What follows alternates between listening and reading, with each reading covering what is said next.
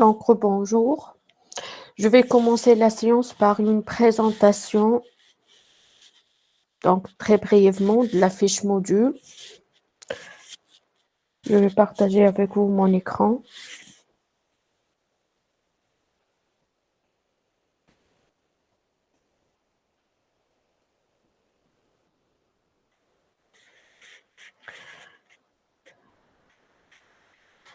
Donc, c'est un module de 30 heures concernant le mode d'évaluation de la moyenne. Donc, la contrôle continu, ça correspond à 20%, c'est pas 40%. 20% contrôle continu, 80% l'examen. Donc, ce module est un module de 30 heures et il est composé de 5 chapitres. Je vais vous expliquer les différentes parties de ce module, c'est-à-dire les différents chapitres et l'enchaînement qu'on veut faire tout au long de ce module. Donc, je vais commencer par les définitions des notions de base. D'après vous, qu'est-ce que ça veut dire un processus aléatoire? Hein? Un processus aléatoire, ça correspond à quoi?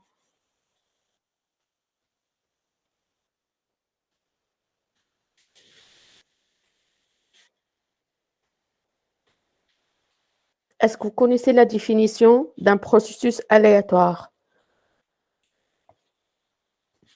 Vous pouvez prendre la parole si vous avez la réponse.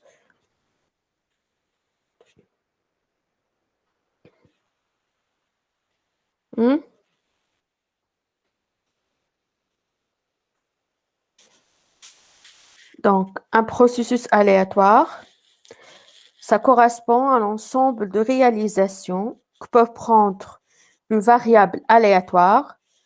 Une variable aléatoire, c'est-à-dire, c'est le résultat d'une expérience telle que ce résultat n'est pas connu à l'avance. C'est pour cela qu'on la nomme aléatoire. Donc, l'ensemble des réalisations d'une variable aléatoire, ça constitue un processus. Donc, je vais identifier l'univers oméga. L'univers oméga correspond à l'ensemble des résultats possibles d'une expérience aléatoire, tel que le résultat n'est pas connu à l'avance. C'est pour cela le mot aléatoire. Donc, soit oméga, l'ensemble des résultats possibles que peuvent prendre le processus.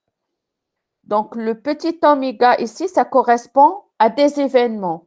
Donc, un événement, c'est une réalisation du processus aléatoire que je vais nommer x1, petit x1 et petit x2. Donc, ces deux x sont des réalisations. Donc, un processus, ça correspond à l'ensemble des réalisations d'une variable aléatoire. Et plus précisément, ce processus, il décrit l'évolution d'une variable aléatoire en fonction de temps. Donc, je vais prendre un exemple. Exemple, soit la variable aléatoire x, qui correspond à un processus aléatoire, décrit les cotations, la cotation journalière des indices boursiers dans la bourse de Tunis. Donc, au niveau de la bourse de Tunis, il y a deux indices, deux indexations, l'indice Tunindex et l'indice BVMT. Donc, ce processus aléatoire permet de décrire l'évolution journalière des indices boursiers de la bourse de Tunis. Donc, X1, la cotation qui est associée à l'indice Tunindex, ça correspond à une réalisation. X2, la cotation de l'indice BVMT. Donc, une réalisation du processus aléatoire, ça correspond à une série temporelle.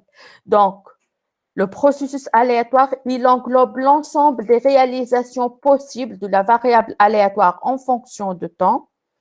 Et la réalisation, ça correspond à une série temporelle, c'est-à-dire l'évolution d'un seul indice boursier en fonction de temps. Donc, l'unité de temps peut être jour, mois, années, et ainsi de suite. C'est clair? Donc, un processus, il englobe l'ensemble des réalisations possibles. Une réalisation, ça correspond à une série temporelle. Donc, je vais définir qu'est-ce que ça veut dire une série temporelle. Ça correspond à une réalisation d'un processus aléatoire, c'est-à-dire l'ensemble des différentes valeurs que peuvent prendre la variable aléatoire x tout au long d'un temps qui est fixé, t allant de 1 à grand T, avec l'unité de temps, ça correspond à un jour, un mois, une année, ou peut-être un trimestre. C'est clair? Donc, une série temporelle, c'est une suite finie d'observations qui sont indexées en fonction de temps. L'indice de temps peut être une minute, heure, ainsi de suite. Est-ce que c'est clair ces deux notions de base? La différence entre un processus aléatoire et une série temporelle. Donc, l'objectif de ce module, c'est d'étudier les différentes étapes qui vont vous permettre d'étudier cette série temporelle pour des fins de prévision, c'est-à-dire pour prévoir la valeur future de la série. Donc, puisque vous disposez un ensemble des observations en fonction de temps, l'objectif, c'est de prévoir le futur, c'est-à-dire de déterminer la valeur de la variable aléatoire au temps t plus 1. C'est clair? Donc, l'objectif visé par ce module, c'est de faire des prévisions, c'est-à-dire on va prévoir la valeur future de cette série temporelle. Vous devez déterminer la valeur que peuvent prendre, dans cet exemple, l'indice boursier pour le jour J plus 1. Donc, pour effectuer cette opération, bien évidemment, il y a toutes des étapes qui doivent être effectuées. Donc, la première étape pour l'étude d'une série temporelle, ça correspond à décrire la série, c'est-à-dire représenter graphiquement la série, interpréter, c'est-à-dire les différentes parties qui peuvent constituer cette série temporelle. Ça fait l'objet d'un chapitre C, le chapitre 1. Donc, au niveau du chapitre 1, on va s'intéresser à l'analyse graphique d'une série temporelle. L'étape suivante, on va se baser sur des indicateurs statistiques pour tirer des conclusions ou pour mieux décrire la série temporelle. On va définir au niveau de ce deuxième chapitre des indicateurs statistiques, la moyenne, la variance, la covariance, la corrélation, pour tirer des conclusions et pour mieux décrire cette série temporelle. Ça fait l'objet du chapitre 2. Donc, la première étape, la description, on va se baser sur l'analyse graphique et l'analyse statistique de cette série temporelle afin de tirer des conclusions concernant les éléments consécutifs de cette série. Donc, à travers l'interprétation graphique ou l'interprétation des indicateurs statistiques, vous pouvez visualiser les différentes composantes d'une série temporelle qu'on va définir en détail dans le chapitre suivant. Donc, le chapitre 3, au niveau de ce chapitre, on va s'intéresser à expliquer la série, c'est-à-dire expliquer, à la décomposer, on va déterminer les différentes parties de cette série. Donc, une série temporelle possède 3 composantes. La tendance, on va étudier plus profondément par la suite chacune de ces 3 composantes. Donc, une série temporelle peut être constituée par une tendance. Je vais définir par la suite qu'est-ce que ça veut dire une tendance, une composante saisonnière et une composante aléatoire. Donc, au niveau de ce chapitre, on va modéliser la série temporelle, c'est-à-dire définir les différentes composantes et définir le modèle le plus adéquat qui permet de réunir ces composantes. Donc, en fait, il y a deux types de modèles, le modèle additif et le modèle multiplicatif. Au niveau du chapitre 3, on va voir la modélisation de la série temporelle et l'ajustement, c'est-à-dire on va estimer les différents paramètres de chaque composante. Ça fait l'objet du chapitre 3. Et enfin, le dernier chapitre, ça concerne la prévision. Prévision ou prédiction, c'est la même chose. Donc, la prévision, c'est-à-dire la détermination des valeurs futures de la série. Voici les différentes étapes qu'on va étudier au niveau de ce module. Vous pouvez prendre la parole si vous avez des questions ou un point qui n'est pas clair. Tout est clair jusqu'à maintenant? OK. Donc, je peux avancer. Je vais vous expliquer en détail le contenu de chaque chapitre avant de commencer le chapitre 1 pour que la vision sera claire. Quelles sont les différentes étapes et les différentes parties qu'on va traiter tout au long de ce module. Donc, au niveau de la première partie, comme j'ai déjà dit, on va s'intéresser à une analyse graphique de la série. Donc, voici la série temporelle qui correspond à l'évolution d'une variable aléatoire en fonction de temps.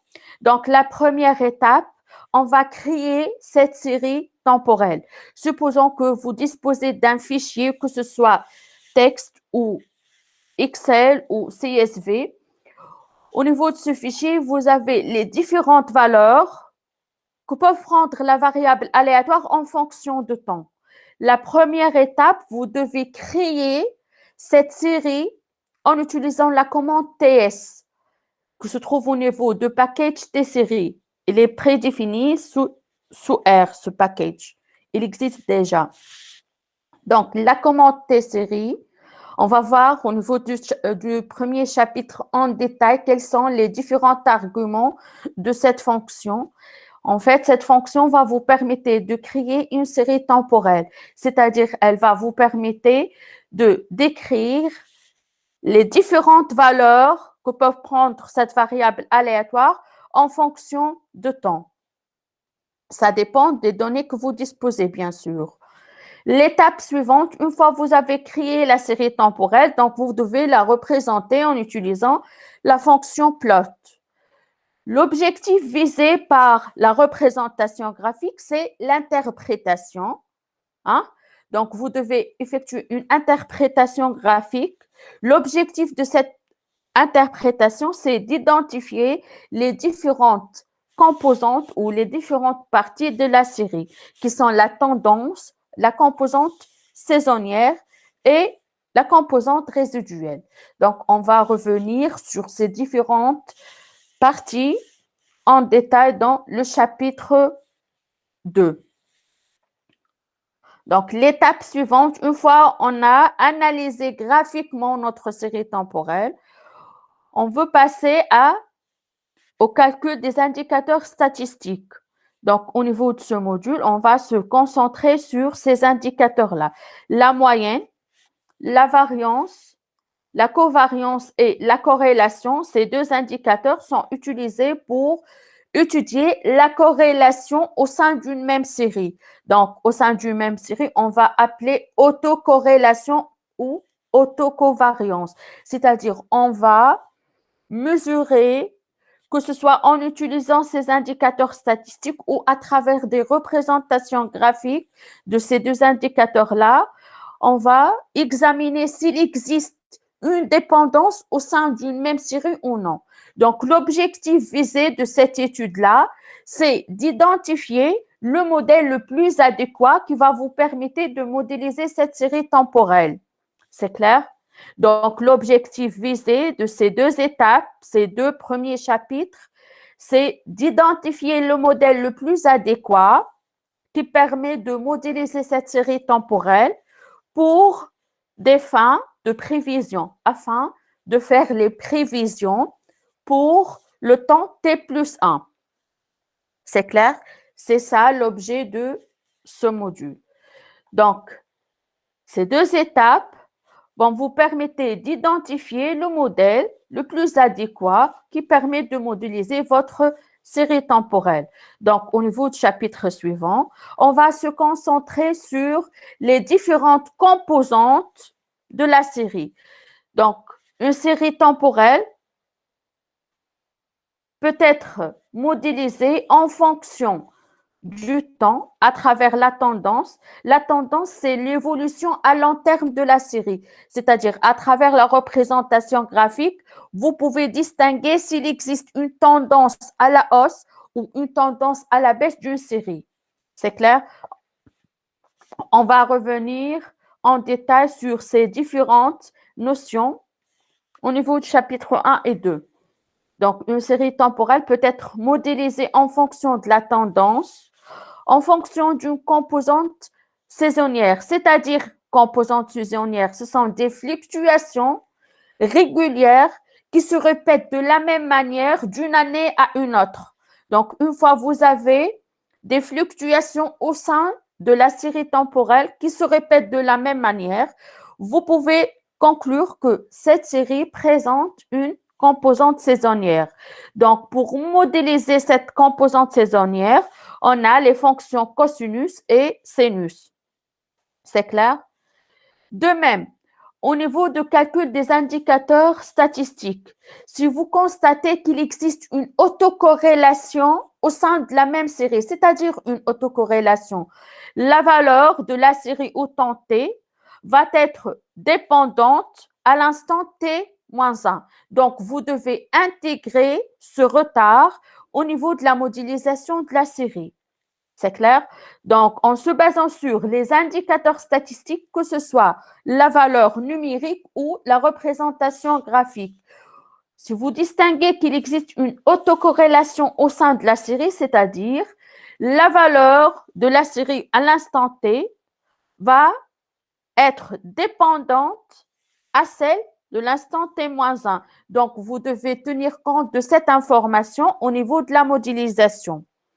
Bien sûr, quelles que soient ces composantes sont bien définies, il y a des fluctuations irrégulières, c'est-à-dire qui ne sont pas intégrées au niveau de ces composantes, telles que par exemple les crises boursières ou les greffes.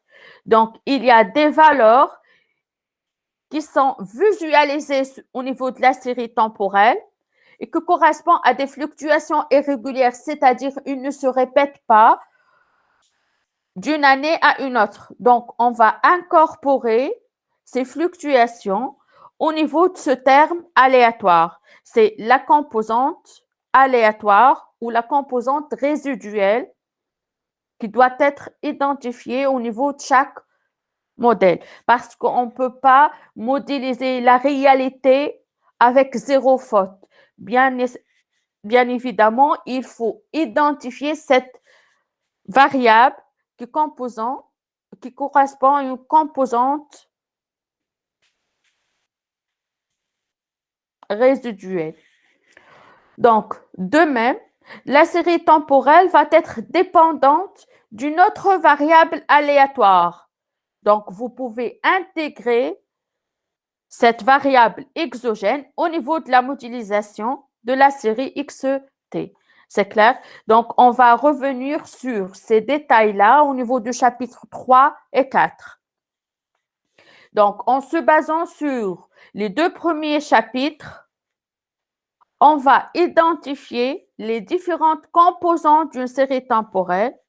Une fois ces composantes sont bien détectées ou sont bien définies, on va passer à l'étape suivante, c'est l'ajustement de ces différentes parties. Donc, on va utiliser la méthode des moindres carrés ordinaires pour effectuer l'ajustement des différentes composantes de la série temporelle. Et vers la fin, vous obtenez un modèle qui permet de décrire cette série temporelle. Et la dernière étape, En se basant sur ce modèle, on va effectuer la prévision, c'est-à-dire la détermination de la valeur de la série à l'instant t plus 1. On va prévoir la série à l'instant t plus 1. Donc, on va se baser sur deux modèles de prévision. Donc, bien évidemment, avant de passer à cette étape, il y a le test de stationnarité. Donc, on va tester la stationnarité de la série en se basant sur des tests statistiques. Une fois la série, celle-là, elle est stationnaire. Donc, on va utiliser le modèle ARMA pour effectuer des prévisions. Sinon, si la série est non stationnaire, on va utiliser le modèle ASA-ARIMA pour effectuer les prévisions. C'est clair les différentes étapes qu'on va respecter au niveau de ce module. J'ai identifié ou j'ai préparé un schéma illustratif des différentes parties du cours qu'on va traiter tout au long de ce module. Donc, la première étape, ça correspond à une création de la série temporelle, une description à l'aide d'une représentation graphique ou à l'aide de calcul des indicateurs statistiques. Cette partie-là fait l'objet de deux premiers chapitres. L'objectif visé par ces interprétations, c'est d'identifier les différentes parties d'une série ou les différentes composantes d'une série temporelle. Donc, on va utiliser la modélisation. Il y a deux types de modèles. Le modèle additif qui permet d'additionner les différentes composantes d'une série temporelle. MT, c'est la tendance, c'est-à-dire l'évolution à long terme de la série.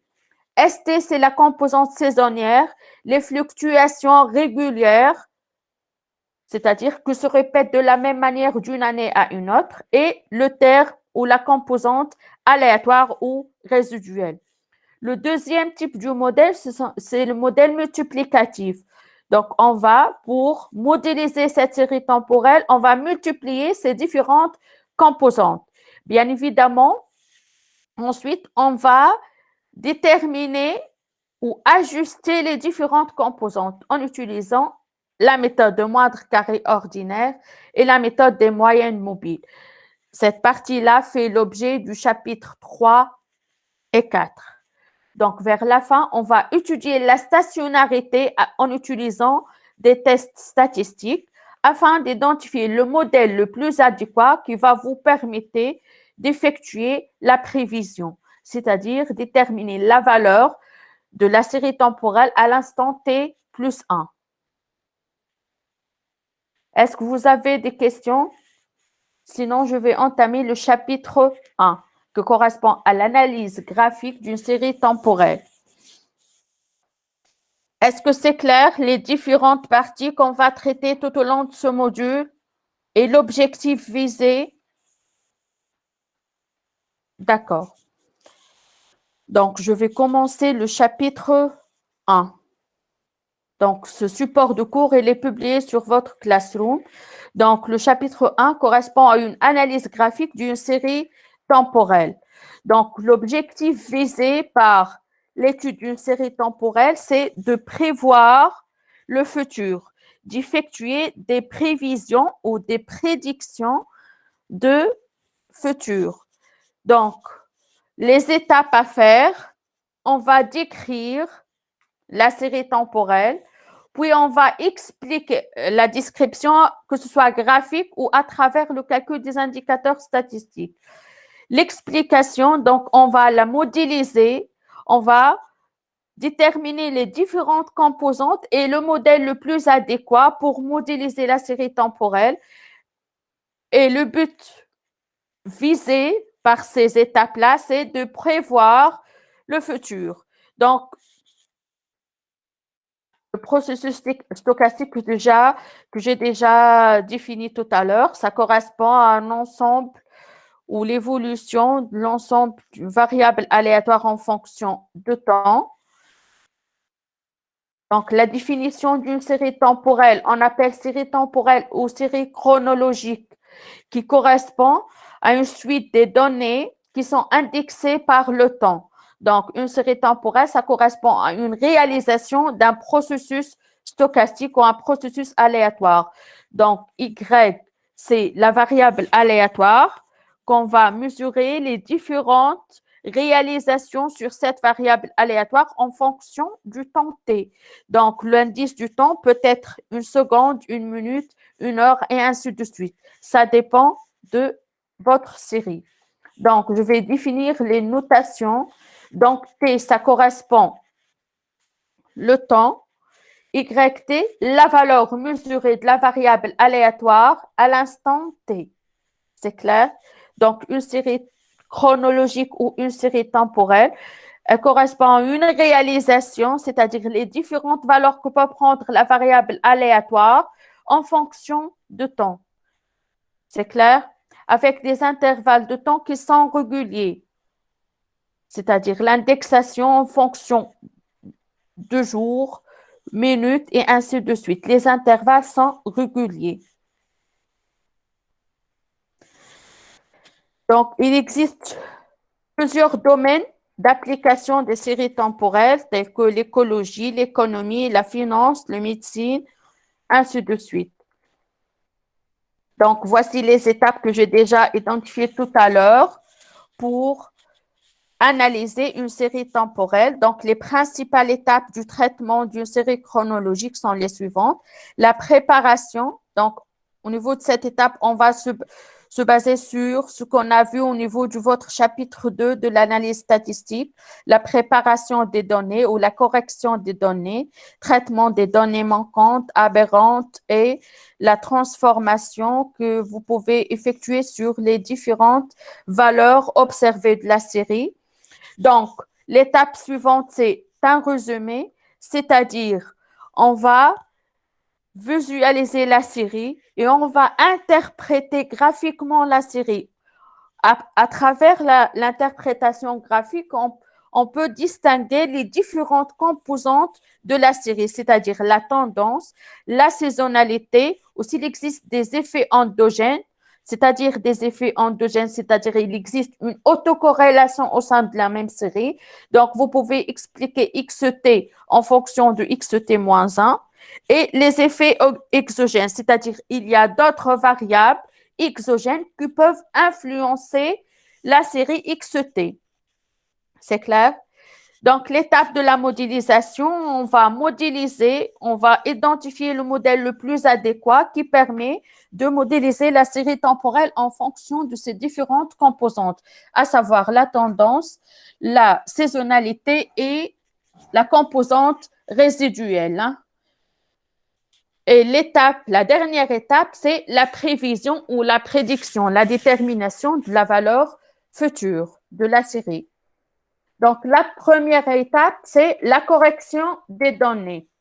Donc, au niveau de cette étape-là, vous êtes demandé à déterminer s'il existe des valeurs manquantes, des valeurs aberrantes et d'effectuer les transformations nécessaires sur la série temporelle. Donc, comment détecter les valeurs manquantes et quelles sont les étapes à faire une fois que vous avez détecté des valeurs manquantes au sein de votre série temporelle.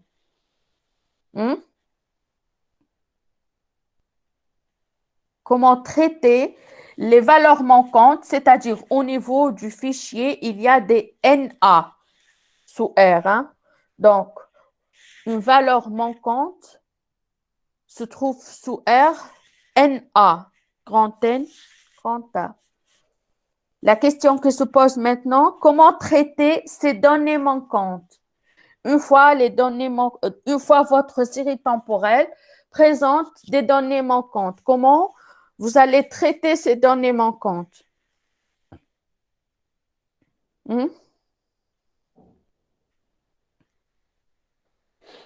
Par la méthode d'imputation des données, madame. Oui. Donc,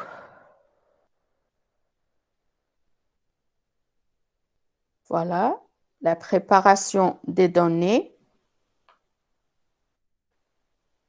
Donc, avant la représentation graphique d'une série temporelle, il faut traiter les données brutes, c'est-à-dire vous avez un fichier qui contient les différentes valeurs que peuvent prendre la variable aléatoire grand X en fonction du temps. Celle-là, c'est votre série temporelle.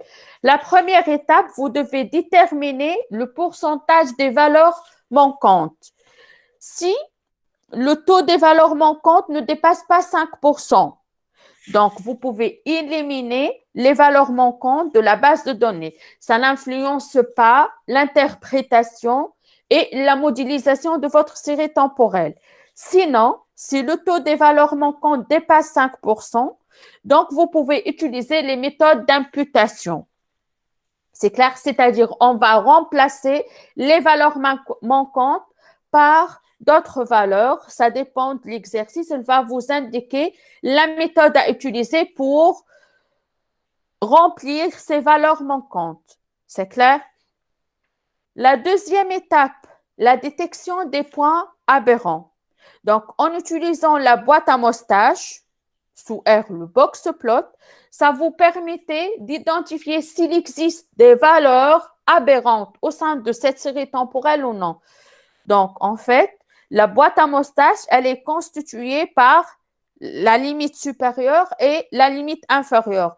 Donc, tout point que se trouve en dehors de ces deux limites, ça constitue un point aberrant. C'est clair? Donc, pour détecter si votre série temporelle présente des points aberrants ou non, vous pouvez se baser sur l'interprétation graphique du box plot. Donc, tout point que se trouve en dehors de ces deux limites-là, la limite supérieure et la limite inférieure de la boîte à mostage, constitue un point aberrant. L'étape suivante, c'est la transformation des données. Donc, la transformation des données, il y a ce qu'on appelle la normalisation et la standardisation. Donc, pour obtenir des unités qui sont identiques. Donc, la normalisation,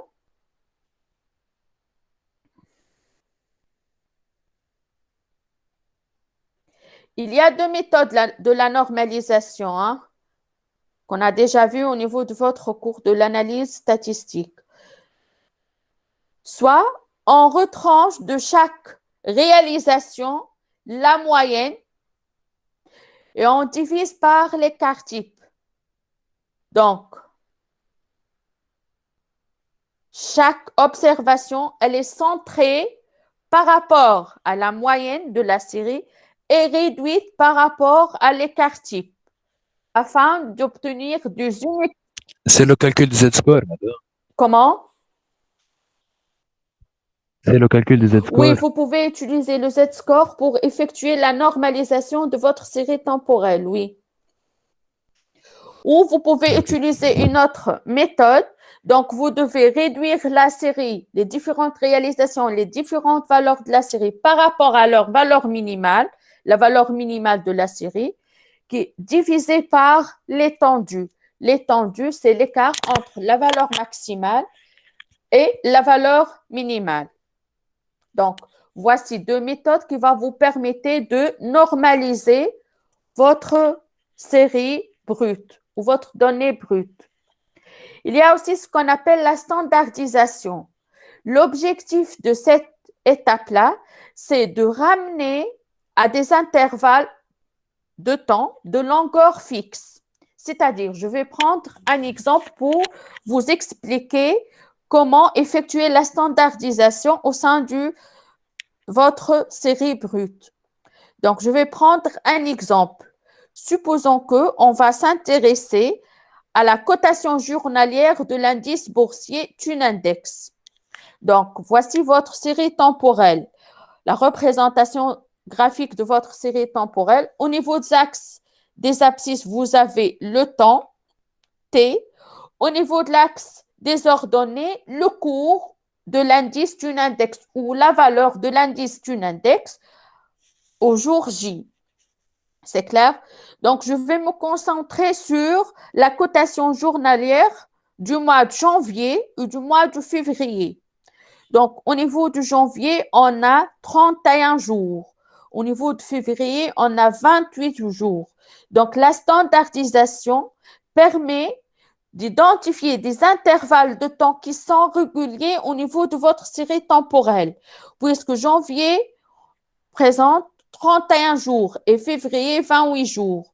Donc, pour standardiser cette série temporelle, on va ramener ces différentes observations en une seule valeur. Et pour cette raison, on va transformer la cotation de l'indice boursier d'une cotation journalière vers une cotation mensuelle. Donc, on va identifier une seule valeur pour chaque mois. Donc, vous pouvez calculer la moyenne pour le mois de janvier, la somme des cotations journalières sur le nombre de jours, sur 31. En effectuant cette mesure-là, ça correspond à la moyenne, vous obtenez une seule valeur de l'indice boursier Tunindex pour le mois de janvier.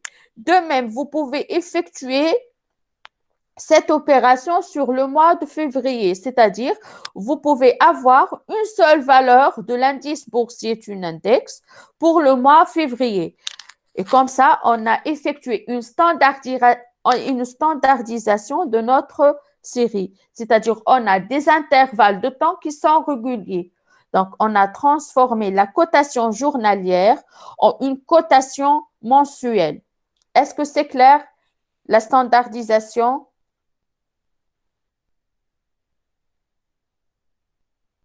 Oui, oui, madame.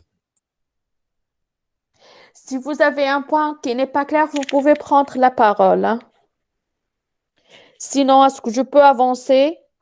Donc, la première étape, ça consiste à effectuer une correction de vos données. Il faut vérifier que votre série brute ne présente pas des valeurs manquantes ou le taux des valeurs manquantes ne dépasse pas 5%. Il faut vérifier qu'il n'existe pas des points aberrants et effectuer la normalisation, la standardisation. Bien sûr, c'est ça est demandé au niveau de l'exercice, doit être demandé au niveau de l'exercice. La préparation des données, c'est une étape préliminaire qui doit être effectuée avant de faire la représentation graphique et le calcul des indicateurs statistiques d'une série temporelle. Donc, une fois cette étape est terminée, donc vous pouvez passer à la représentation graphique d'une série temporelle. Mais avant la représentation graphique, je vais vous montrer deux manières pour présenter une série temporelle.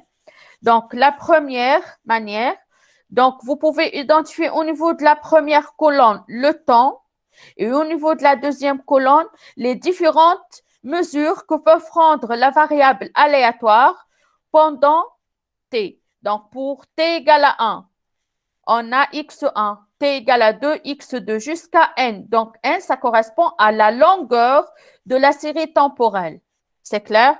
Donc, les xi, ce sont les réalisations, les différentes valeurs que peut prendre cette variable en fonction de temps. Donc, ce temps peut être un mois, un jour, une année et ainsi de suite, une minute, une seconde. Une deuxième présentation d'une série temporelle, c'est un tableau à double entrée. Donc, au niveau des lignes, on va s'intéresser à l'année. Au niveau des colonnes, on va s'intéresser au mois.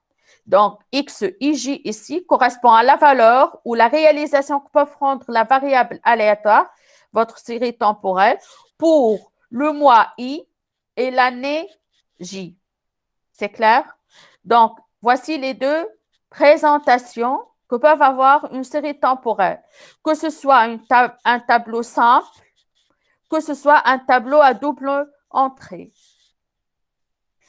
Donc, maintenant, l'étape suivante, c'est la lecture de votre série temporelle sous R. Donc, il y a deux étapes là. Soit la série, elle est déjà définie sous R. Donc, pour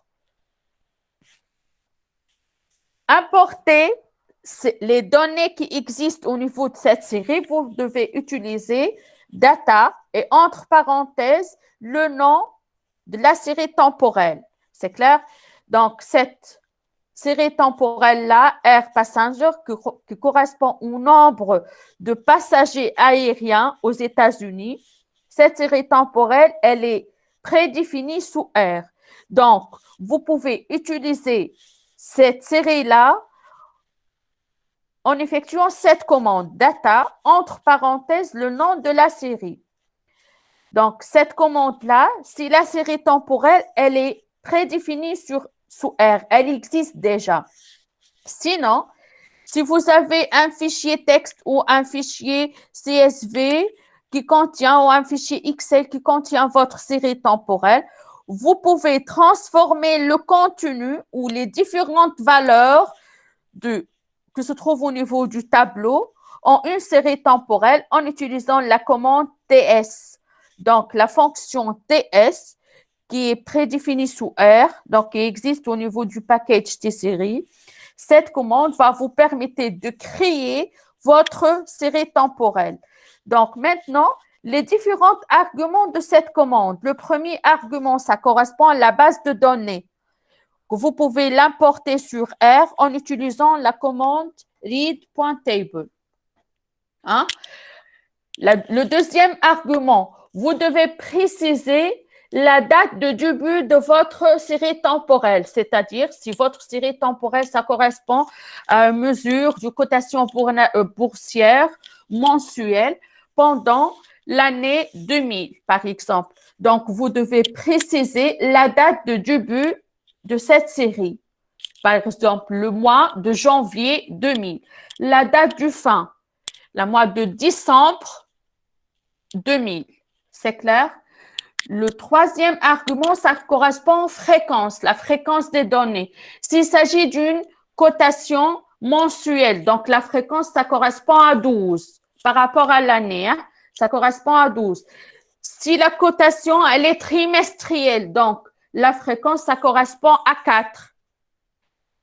C'est clair? Et si la valeur ou les différentes valeurs que peut prendre la série sont annuelles, donc la fréquence égale à 1. C'est clair?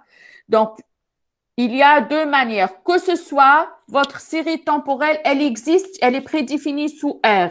Donc, vous utilisez la commande data et entre parenthèses, le nom de cette série temporelle. Et vous pouvez visualiser la classe en tapant classe. Donc, classe TS, c'est-à-dire vous avez déjà une série temporelle. TS, c'est l'abréviation de Time Series. Que ce soit, vous pouvez créer votre série temporelle en utilisant cette commande-là. Donc, le premier argument, ça correspond à votre fichier que vous devez importer en utilisant la commande read.table. Ce fichier contient les différentes valeurs que peut prendre la variable aléatoire en fonction de temps, c'est-à-dire les différentes réalisations en fonction de temps. Bien évidemment, vous devez préciser la date de début et la date de fin et la fréquence de mesure. C'est clair? Donc, on va faire par la suite une application telle que on va utiliser cette série temporelle-là. Je vais vous montrer comment importer cette série qui est déjà prédéfinie et comment effectuer les différentes représentations graphiques et comment interpréter graphiquement cette série temporelle. Et au niveau de TP, on va voir comment créer une série temporelle à partir d'une base de données bien déterminée. Est-ce que c'est clair? Donc, la première étape, c'est la préparation des données brutes, puis la création de votre série temporelle. Si elle est prédéfinie, vous pouvez utiliser data. Sinon, vous pouvez utiliser TS et créer votre série temporelle. Donc, l'étape suivante, c'est la représentation graphique. Donc, la représentation graphique, on appelle chronogramme, c'est-à-dire la représentation graphique d'une série temporelle. Donc, au niveau de l'axe des abscisses, vous avez le temps T. Au niveau de l'axe des ordonnées, les différentes réalisations ou les différentes valeurs que peuvent prendre cette série en fonction de temps. Donc, la première étape correspond à déterminer le nuage de points. Donc, pour chaque instant T, vous avez une valeur ou une réalisation de cette série. La deuxième étape, on va relire les points par des segments de droite. Donc, celle-là, ça correspond à une représentation graphique d'une série temporelle. Au niveau de l'axe des abscisses, vous avez le temps. Au niveau de l'axe des ordonnées, les réalisations. Donc, pour visualiser graphiquement votre série temporelle, vous devez utiliser la fonction plot. Et vous devez préciser, au niveau de l'axe des abscisses, vous avez le temps. Donc, xlab égale, et vous donnez un titre pour l'axe des abscisses. Et vous devez préciser que l'axe des ordonnées, ça correspond aux réalisations, aux différentes valeurs que peuvent prendre cette série temporelle. C'est clair? Donc, en l'identifiant en utilisant YLab. Je vais vous montrer par la suite comment exécuter cette commande sur R. C'est clair? C'est clair jusqu'à maintenant? Vous pouvez prendre la parole si vous avez des questions, hein. Donc, mon écran est partagé avec vous, donc je peux pas voir vos messages. OK, d'accord. Donc, je peux avancer. Donc, la question qui se pose maintenant, quel est l'intérêt de cette représentation graphique? Donc, l'objectif visé par cette représentation graphique, c'est de détecter les différentes composantes d'une série temporelle. Donc, les différentes composantes qui sont la tendance, donc ça correspond à l'évolution à long terme de la série. On va faire un exemple et on va distinguer qu'il existe une évolution à long terme de la série, que ce soit une évolution croissante ou décroissante. Donc, si vous pouvez visualiser qu'il existe une tendance au niveau de votre série, donc, vous pouvez identifier la composante tendance ou trend, que j'ai noté tout à l'heure MT, au niveau de votre série. Ça existe, votre série présente une tendance. Donc, la deuxième composante, c'est la composante saisonnière, c'est-à-dire que vous pouvez distinguer graphiquement qu'il existe des fluctuations qui se répètent de la même manière d'une année à une autre. Si vous pouvez visualiser ces fluctuations-là, vous pouvez dire que votre série temporelle présente une composante saisonnière. Donc, l'objectif visé par cette interprétation graphique, c'est d'identifier les différentes composantes d'une série temporelle. Est-ce qu'elle présente une tendance ou non? Et est-ce qu'elle présente une composante saisonnière ou non? C'est clair? Donc, maintenant, on va faire un exemple sous R pour visualiser graphiquement une série temporelle et comment interpréter les différentes composantes, bien sûr, si elles existent. Donc, on va essayer ensemble à faire cette application. Donc, la représentation graphique, voilà. Voilà le premier exemple. Donc, la série temporelle correspond au nombre mensuel de passagers entre les années 1949 et 1960 dans les lignes aériennes aux États-Unis. Donc, cette série temporelle, elle est prédéfinie sous R. Donc, pour importer les données, donc, vous pouvez ouvrir un script. Vous devez commenter vos scripts et enregistrer vos scripts sur un dossier qui contient, par exemple, cours ou application série temporelle, pour organiser votre environnement de travail. Donc, je vais commenter ce script. Exemple 1. Donc, cette série correspond au nombre mensuel de passagers aériens américains sur les vols. Cette série allant de l'année 1949 à 1960. Donc, vous devez exécuter cette commande-là pour obtenir votre série temporelle qui est prédéfinie sous R. Donc, data, entre parenthèses, R, passenger, avec A majuscule et P majuscule. Donc, je vais exécuter cette commande. Donc, je vais définir un objet AP. Je vais affecter ma base de données au niveau de cet objet. Et voilà. Donc, je vais m'interroger sur la classe de AP. Est-ce qu'il s'agit d'une série temporelle ou non? Donc, classe, ça vous affiche TS. TS, donc il s'agit d'une série temporelle. TS, c'est l'abréviation de Time Series.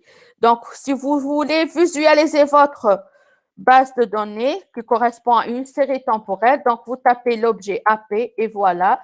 Donc, vous obtenez le nombre de passagers du mois de janvier pendant l'année 1949, le nombre de passagers en février pour l'année 1949 et ainsi de suite. Donc, on a le nombre de passagers d'une manière mensuelle, donc janvier, février jusqu'à décembre, les années. Donc, la date du début, c'est janvier 1949. La date du fin, c'est décembre 1960. C'est clair? Donc, cette série temporelle, elle est prédéfinie sous R. Sinon, pour créer votre série temporelle, vous devez utiliser la commande TS.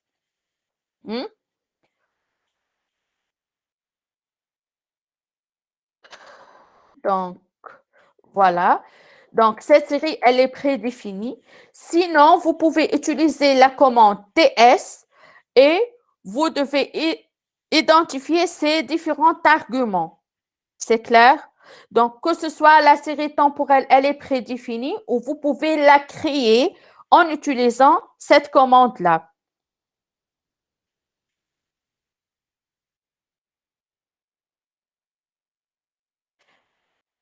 Donc, maintenant, pour visualiser la date de début, la date de fin et la fréquence. Donc, Start RP. Voilà, elle vous affiche que cette série, elle commence du mois janvier, l'année 1949. La date du fin, donc décembre 1960. Et la fréquence, voilà, le 12. 12, c'est-à-dire, c'est une visualisation ou une série temporelle mensuelle. Maintenant, pour représenter graphiquement cette série temporelle ou tracer la série temporelle, donc la fonction R à utiliser, plot. Au niveau du premier argument, l'objet AP. Deuxième argument, vous devez fixer au niveau de l'axe des abscisses, ça correspond à quoi? Xlab, entre parenthèses, je vais accorder un titre au niveau des abscisses qui correspond au temps. Vous devez préciser au niveau de l'axe des ordonnées, ça correspond à quoi? Et vous devez lui accorder un titre. Donc, YLab, qui correspond au nombre de voyageurs. C'est clair? Donc, pour obtenir voilà la série. Donc, au niveau de l'axe des abscisses, ça correspond au temps. Donc, nombre de passagers de l'année 1949 jusqu'à l'année 1960 ou 61. Et au niveau de l'axe des ordonnées, ça correspond au nombre des voyageurs. Donc, à travers cette représentation graphique, qu'est-ce que vous pouvez remarquer? Est-ce que cette série présente une tendance ou non? Est-ce qu'il y a une évolution à long terme de la série ou non? Évolution que ce soit à la hausse ou à la baisse. Donc, à travers cette représentation graphique que vous pouvez remarquer, Hmm? Est-ce que vous pouvez remarquer qu'il existe une évolution de cette série à long terme, évolution à la hausse ou à la baisse de cette série temporelle? D'une année à une autre, le nombre de voyageurs, est-ce qu'il augmente ou diminue?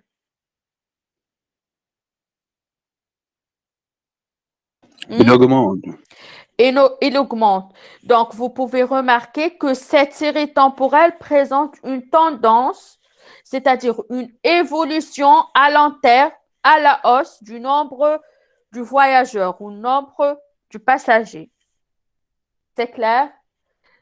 De même, d'une année à une autre, est-ce que vous avez des fluctuations régulières ou non?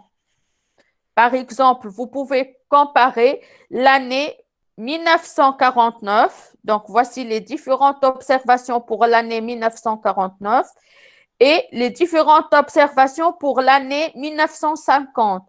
Est-ce que vous avez des fluctuations régulières d'une année à une autre ou non? Ou ça change d'allure? Est-ce que les fluctuations sont les mêmes d'une année à une autre ou ils changent? Régulière, madame. Régulière. Donc, vous pouvez remarquer le même comportement d'une année à une autre. Donc, cette série présente une composante saisonnière. C'est clair? Donc, à travers une interprétation simple du graphique, vous pouvez distinguer les différentes ou l'existence des différentes composantes de la série temporelle. Donc, la première composante, c'est la tendance, c'est-à-dire l'évolution à long terme de la série, si elle présente une tendance à la hausse ou une tendance à la baisse. Et la deuxième composante, la composante saisonnière, c'est-à-dire les fluctuations tout au long de la série. Donc, si vous remarquez qu'il existe des fluctuations régulières d'une année à une autre, c'est-à-dire ça vous montre que cette série présente une composante saisonnière. C'est clair?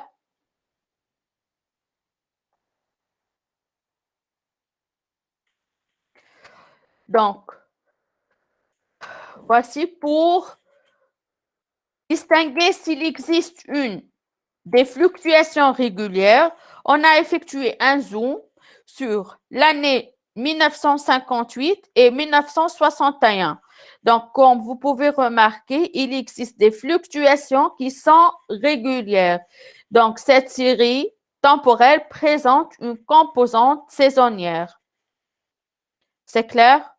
Donc, l'intérêt de cette représentation graphique, c'est de distinguer les composants de la série. Donc, cette première série, elle présente une tendance à la hausse, c'est-à-dire elle a une tendance et elle présente des fluctuations régulières. Donc, cette série possède une composante saisonnière. C'est clair? Donc, voici un deuxième exemple. Donc, cet exemple, il traite la taille de la population en millions d'habitants des États-Unis entre les années 1800 et 1980. Donc, voici la représentation graphique de cette série temporelle. Au niveau de l'axe des ordonnées, vous avez les années qui allant de 1800 à 1980. Au niveau de l'axe des ordonnées, vous avez la taille de la population. D'après vous, est-ce que cette série présente une tendance?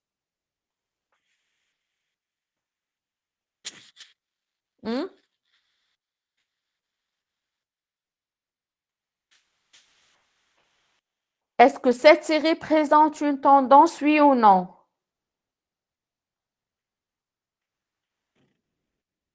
Non, madame.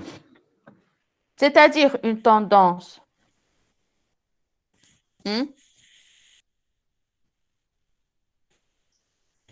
C'est quoi la définition d'une tendance?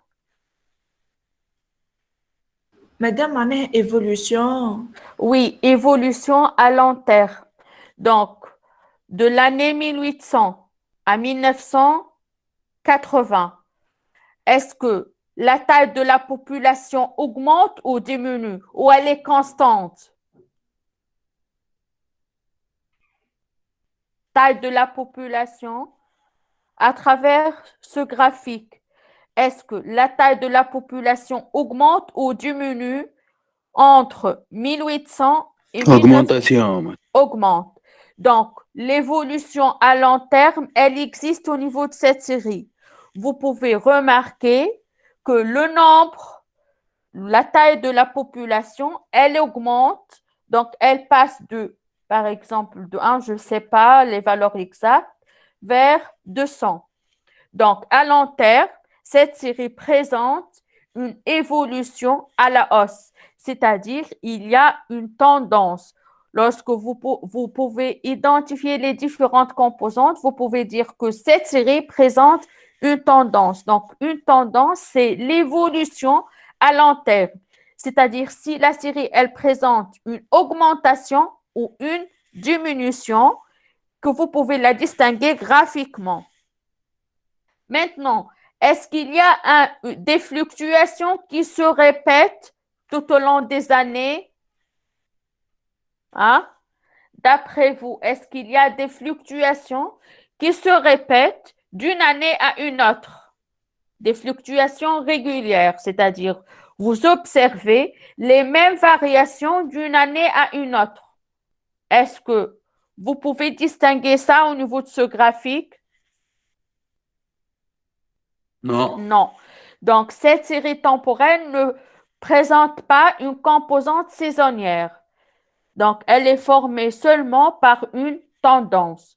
Donc, comme vous pouvez remarquer, à travers une visualisation simple, une visualisation graphique de la série temporelle, vous pouvez identifier ces composantes, c'est-à-dire si elles présentent une tendance ou une composante saisonnière. C'est clair? Donc, la première série, comme vous pouvez remarquer, elle présente une tendance à la hausse et des fluctuations qui sont régulières d'une année à une autre. Donc, vous pouvez exprimer cette série temporelle en fonction de la tendance et de la composante saisonnière. Par contre, cette deuxième série, elle présente une tendance à la hausse, donc elle présente la composante qui concerne la tendance. Par contre, elle ne possède pas une composante saisonnière. L'exemple 3. Donc, le nombre des morts accidentels en France durant la période qui s'étale de 1973 à 2005. Donc, avec une visualisation simple de cette série, est-ce qu'elle présente une tendance, cette série? Donc, l'objectif visé par l'interprétation, c'est de déterminer les composantes de la série temporelle. Eh, madame fait la tendance à la baisse. Oui, donc cette série temporelle, elle présente une tendance. La deuxième composante, est-ce que vous pouvez remarquer qu'il existe des fluctuations régulières d'une année à une autre? Donc, pour pouvoir tirer une conclusion, on a effectué un zoom de l'année 1996 à l'année 2004. Donc, d'après vous, est-ce que cette série présente des fluctuations régulières d'une année à une autre? Est-ce que vous pouvez remarquer la même allure d'une année à une autre, hein, approximativement? Si vous pouvez remarquer l'année 1996, voilà l'évolution de la série, et 1997. Voilà l'évolution de la série. Est-ce que vous pouvez observer la même allure ou les fluctuations, est-ce qu'ils sont régulières de la même manière? Oui ou non? Oui, Oui. madame. Donc, cette série présente une composante saisonnière. Donc, à travers une visualisation simple, le nombre de morts accidentelles, cette série temporelle présente une tendance et une composante saisonnière. C'est clair, l'objet visé par l'interprétation graphique. Donc voilà la série des passagers. On a une tendance à la hausse et on a des variations régulières qui indiquent la présence d'une composante saisonnière au niveau de cette série. Il y a des interprétations. Maintenant, il y a des commandes R qui vont vous permettre d'extraire la tendance et le comportement cyclique, ici, il présente des points aberrants ou non. Donc, la commande R qui va vous permettre d'extraire la tendance, c'est aggregate. Elle va vous permettre d'obtenir la tendance de cette série. Donc, on va revenir sur le premier exemple, qui est le nombre de passagers aériens aux États-Unis durant une période qui s'étale de 1949 à 1961. Donc, à travers une interprétation simple ou une visualisation du graphique de la série temporelle, on a constaté que cette série présente une tendance et une composante saisonnière.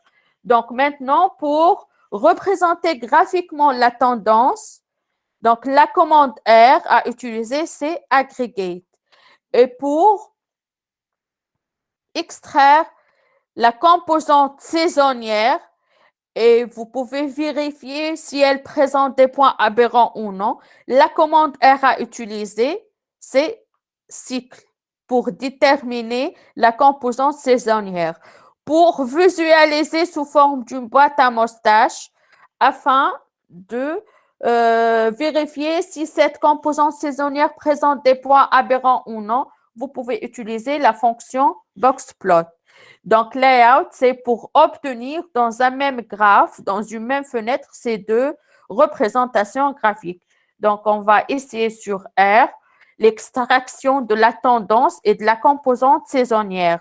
Donc, pour extraire la tendance, vous devez utiliser la commande aggregate. Pour extraire la composante saisonnière, vous pouvez utiliser la commande cycle. Donc, je vais exécuter le code. Donc, voilà, layout, une fenêtre qui va s'ouvrir et qui va afficher, qui s'ouvre et qui va afficher les deux représentations graphiques en même temps. Donc, plot aggregate, donc je vais obtenir la tendance et boxplot cycle pour obtenir la composante saisonnière en fonction des boîtes à moustache. Vous pouvez distinguer qu'il n'existe pas des points aberrants. Il n'y a pas des observations qui dépassent les limites de la boîte à moustache. Et voici la tendance de votre série. Vous pouvez constater qu'il existe une tendance à la hausse du nombre de voyageurs durant la période 1949 jusqu'à 1960. Madame, Oui. les valeurs manquantes, نجم نطلعوهم à partir من الجرافيك ولكن les valeurs aberrantes. Mais le graphique boxplot, sauf les valeurs aberrantes. Les valeurs manquantes, il y a une commande R, NARM, je pense, qui va vous permettre de déterminer le pourcentage des valeurs manquantes qui existent au niveau de votre base de données. Et vous pouvez distinguer ça visuellement au niveau de votre fichier, fichier de données, à travers NA. Donc, si vous avez NA, c'est-à-dire cette valeur, elle est manquante. Mais le boxplot va vous permettre de visualiser s'il existe des points aberrants ou non. C'est clair? Oui, madame, merci.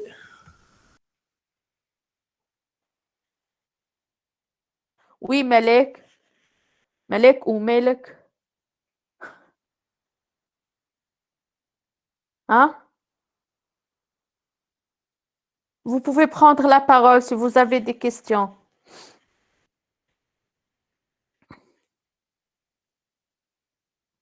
Ah, c'est un commentaire déjà à 10h04. Est-ce que c'est clair?